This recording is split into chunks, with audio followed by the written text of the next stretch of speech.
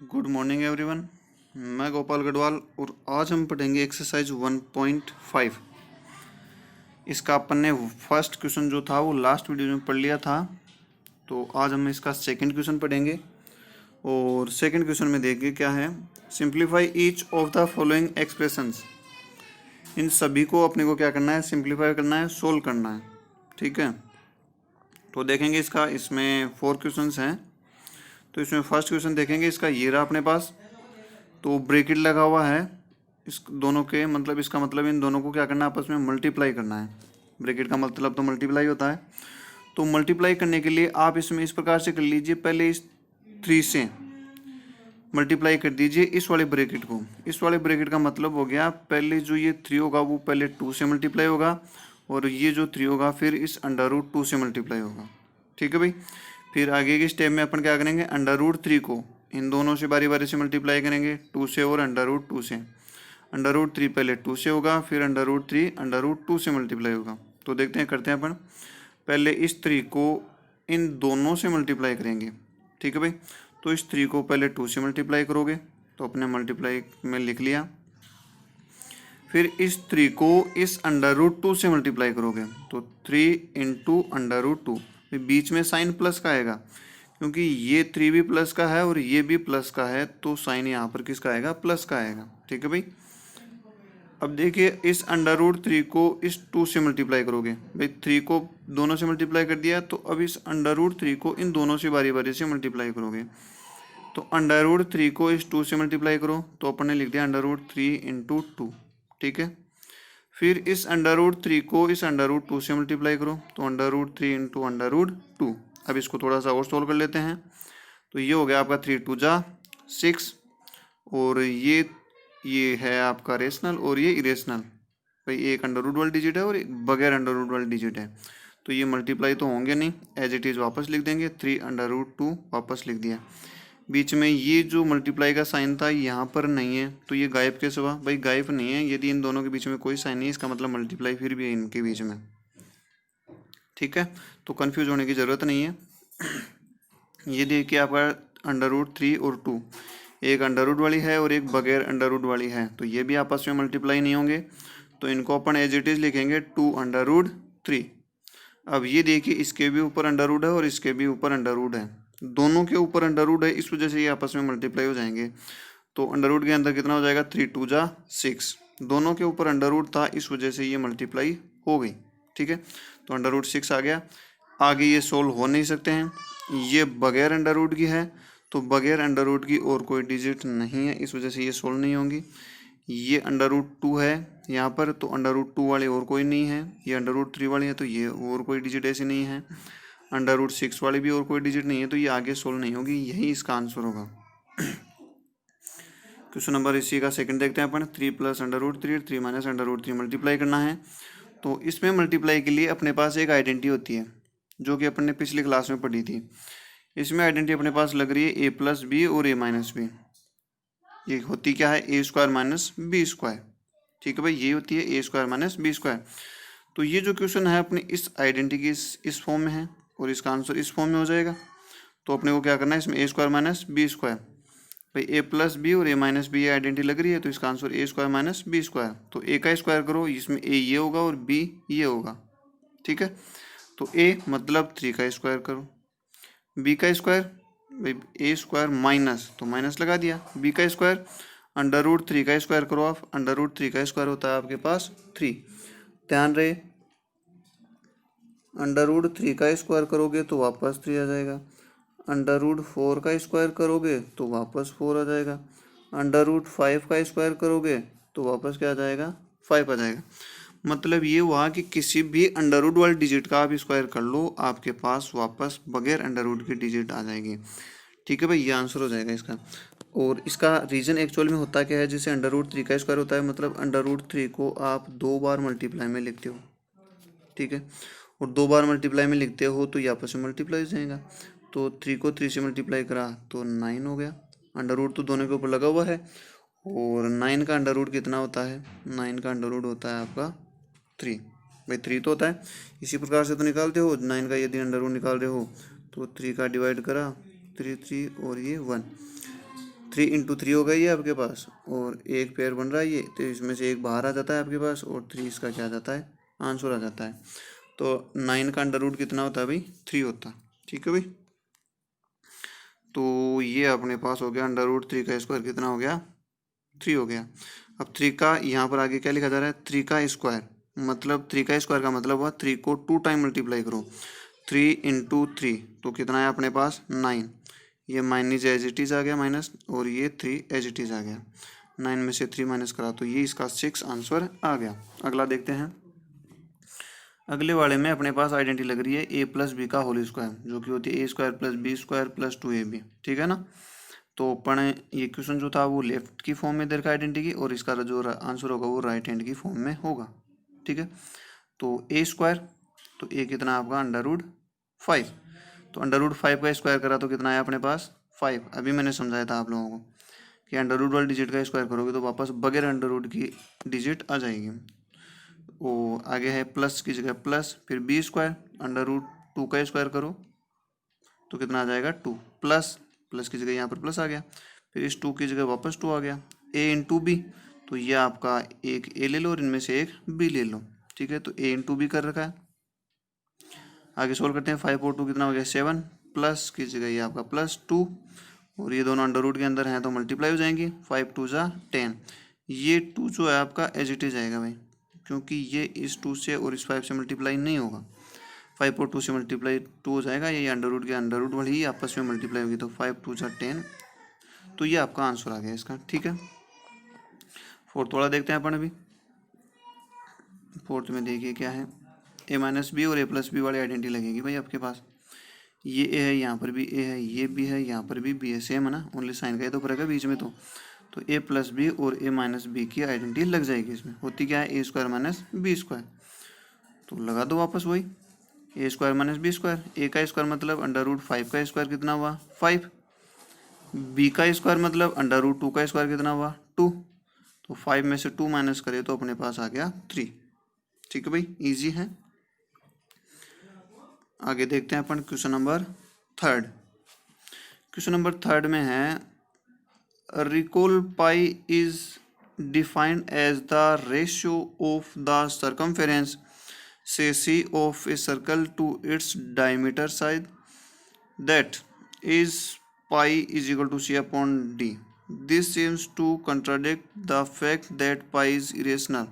How will you resolve this contradiction?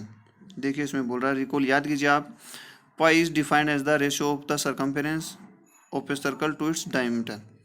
याद कीजिए कि ये अपन जो है ना, पाई को अपन किसके रूप में लिख सकते हैं, सर्कमफेरेंस और डायमीटर, इसके रेशियो के फॉर्म में अपन इसको लिख सकते हैं, जैसा कि यहाँ पर लिख रखा पाई इज इक्वल टू c/d। तो ratio of circumference diameter, that this same the contradict the fact that pi is irrational. भाई इसके रेशियो में लिख रहे हैं तो ये अपने पास एक तरह से रेशनल की फॉर्म में हो गया। ठीक है ना भाई, रेशियो में लिख रहे हैं तो रेशनल की फॉर्म में हो गया। This same the contradict the fact that pi is rational, जबकि अपने को पता है कि पाई क्या है कि इरेशनल नंबर है, तो ये इसका विरोधाभासी हो गया भाई, अंतर विरोधी हो गया इसका। How will you resolve this contradiction, तो बताओ इसको आप किस प्रकार से सोल्व करोगे। पहली चीज़ तो ये है कि पाई एक रेशनल नंबर होता है, तो यहाँ पर ये रेशनल की फॉर्म में किस प्रकार से शो हुआ, ये रेशनल की फॉर्म में इस प्रकार से शो हुआ। तो देखते हैं इसमें इसका आंसर, विथ ए स्केल और tape we get only an approximate rational number as the result of our measurement. जब भी अपन स्केल से या किसी अन्य चीज़ से यदि अपन मेजरमेंट लेते हैं तो वो क्या होती है, ओनली अप्रोक्सीमेट में आती है, एक्चुअल नहीं आती है। भाई जब भी आप मेजरमेंट करते हो, उसको मेजर करते हो, मापते हो, तो जो रिजल्ट आता है वो अप्रोक्सीमेट आता है, एक्चुअल नहीं आता है। ठीक है, that is why pi can be approximate represented as a quotient of two rational number. तो यदि वो आपके पास अप्रोक्सीमेट में आता है तो आप पाई को किस प्रकार से डिवाइड के रूप में, रेशनल नंबर के रूप में शो कर सकते हो, नहीं कर सकते हैं भाई अपन। So as a matter of mathematical truth it is irrational. जबकि ये मैथमेटिकल तरीके से अपन जानते हैं कि ये क्या होता है, कि रेशनल नंबर होता है।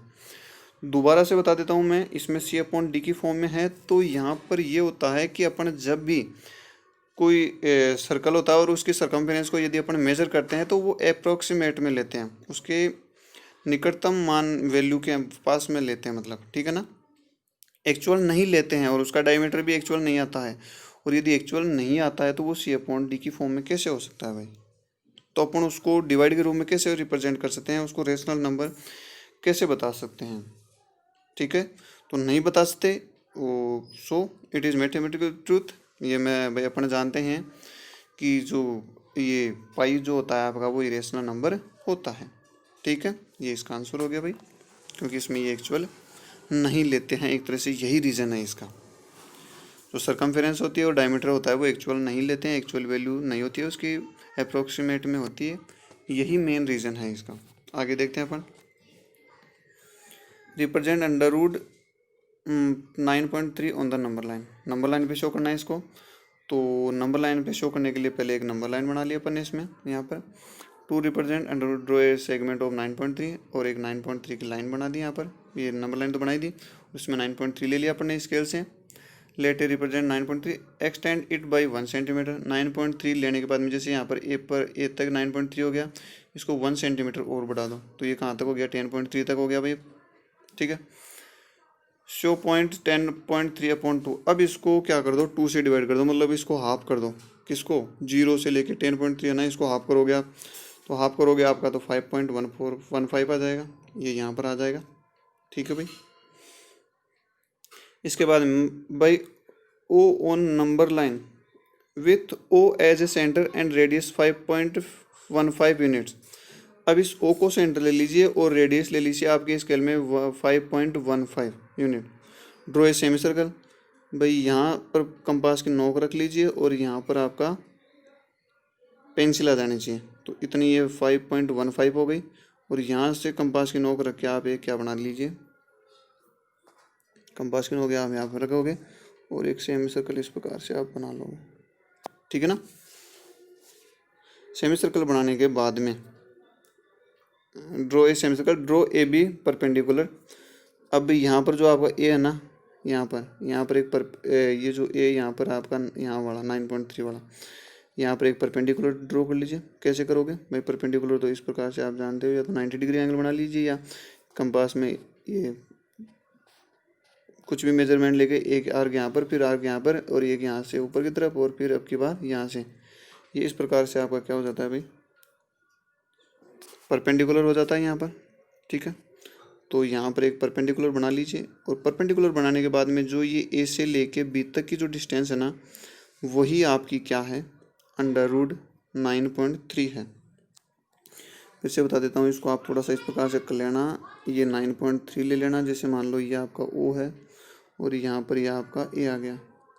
अब 1 सेंटीमीटर डिस्टेंस और ले लेना यहाँ तक, जैसे ये आपका यहाँ पर कुछ भी मान लो, जैसे सी मान लिया यहाँ पर। ठीक है, तो ये 1 सेंटीमीटर ध्यान रखना। अब इसका हाफ करोगे यहाँ से लेके यहाँ तक का, तो ये आ गया आपका। ठीक है, इसको नाम ओ दे दिया। अब यहाँ से क्या करना, कंपास की नोक यहाँ पे रखना और एक सेमी सर्कल घुमा देना आपका। ठीक है, घुमाने के बाद में यहाँ पर 90 डिग्री का एंगल बना देना आप। 90 डिग्री एंगल बना दोगे, ये बन गया आपका। ठीक है, तो ये जैसे इसको भी नाम दे दिया, तो ये जो डिस्टेंस है ना, यही अंडर रूट 9.3 है। अब इसको आप नंबर लाइन पे किस प्रकार से लेना, ये इतना आर्क ले लेना, यहाँ से लेके यहाँ तक का आर्क ले लिया आपने। कंपास की नोक यहाँ पे रखना और आपकी पेंसिल की नोक यहाँ पर रख जाएगी। ये इतना आर्क लेके इधर की तरफ जैसे ये लाइन को और बढ़ा देना और यहाँ पर एक आर्क काट देना। ठीक है, इसको नाम डी दे देना। तो आपका ए से लेके, ये एक्स्ट्रा करना भाई आपको इसमें, इस आंसर के करने के बाद में यहाँ पर ये एक्स्ट्रा करना, ए से लेके बी तक आप आर्क लेके ये डिस्टेंस वाली आर्क बना देना। और ये जो ए डी होगा ना, वही आपका अंडर रूट 9.3 होगा। कहाँ से लेके, ए से लेके डी तक। ठीक है भाई। फिर देखते हैं, rationalise the denominator of the following. Rationalise करना अपने को इनको। तो रेशनलाइज करने के लिए फर्स्ट इसमें देखिए 1/√7 है, तो नीचे अंडर रूट 7 है, तो अंडर रूट 7 से ऊपर और नीचे क्या कर दो, मल्टीप्लाई। तो 1 को अंडर रूट 7 से मल्टीप्लाई करोगे तो कोई इफेक्ट नहीं होगा, अंडर रूट 7 आ जाएगा। और अंडर रूट 7 को यदि अंडर रूट 7 से मल्टीप्लाई करोगे तो क्या आ जाएगा, 7। अभी बताया था मैंने। अभी लास्ट से उसमें क्वेश्चन में कि आप √5 को √5 से करते हो तो 5 पता है, √6 को √6 से करते हो तो 6 आता है। ठीक है भाई, अब इसको करना है अपने को रेशनलाइज। तो इसके लिए क्या करना है, जैसे ये माइनस है ना तो ऊपर और नीचे प्लस से मल्टीप्लाई कर दो। प्लस से ही नहीं, जैसे ये √7 माइनस √6 है ना तो √7 प्लस √6 से ऊपर और √7 प्लस √6 से नीचे मल्टीप्लाई करना है। यहाँ पर प्लस होता तो अपन यहाँ पर माइनस लगाते और यहाँ पर भी माइनस लगाते। मल्टीप्लाई जो करना है वो सेम डिजिट से करना, ध्यान रहे। ऐसा नहीं है कि यहाँ पर प्लस हो और यहाँ पर माइनस हो। ध्यान ये रही, यदि यहाँ पर माइनस है तो यहाँ पर प्लस होगा और यहाँ पर प्लस होगा। यदि यहाँ पर प्लस होगा तो यहाँ पर माइनस और यहाँ पर भी माइनस। ठीक है, तो मल्टीप्लाई करोगे तो 1 का कोई इफेक्ट नहीं होगा। नीचे देखिए a-b और a+b वाली आइडेंटिटी लग रही है तो क्या होती है, अभी मैंने बताया था a² - b²। a का स्क्वायर मतलब √7 का स्क्वायर 7 और b का स्क्वायर √6 का स्क्वायर 6। ऊपर एज इट इज़, नीचे 1 बचा, 1 का कोई इफेक्ट नहीं होता। ठीक है, इसी प्रकार इसको करते हैं। √5 माइनस √2, यहाँ पर प्लस है तो माइनस से मल्टीप्लाई करोगे ऊपर और नीचे। ठीक है, ऊपर कोई इफेक्ट नहीं होगा, वही a+b a-b। कौन सी आइडेंटिटी, a² - b²। √5 का स्क्वायर 5, √2 का स्क्वायर 2, नीचे 3 बच गया और ऊपर एज इट इज़ बच गया। ठीक है, सेम इसमें भी यही प्रोसीजर करोगे आप लोग। √7 + 2 से ऊपर और नीचे मल्टीप्लाई करोगे भाई, तो ये कर दिया √7 + 2। भाई यहाँ पर माइनस है तो यहाँ पर प्लस रहेगा दोनों में, और ऊपर एज इट इज़, नीचे वही a-b और a+b, a² - b²। तो √7 का स्क्वायर 7 और 2 जा 2 का स्क्वायर कितना हो जाएगा 4। ऊपर कोई इफेक्ट नहीं होगा, एज इट इज़ वापस आ जाएंगे और नीचे 3 बच गया। तो ये आपकी एक्सरसाइज कंप्लीट हुई 1.5। आज के लिए इतना ही, बाकी अपन नेक्स्ट वीडियो में देखेंगे। तो वीडियो को लाइक करें, शेयर करें और सब्सक्राइब करें।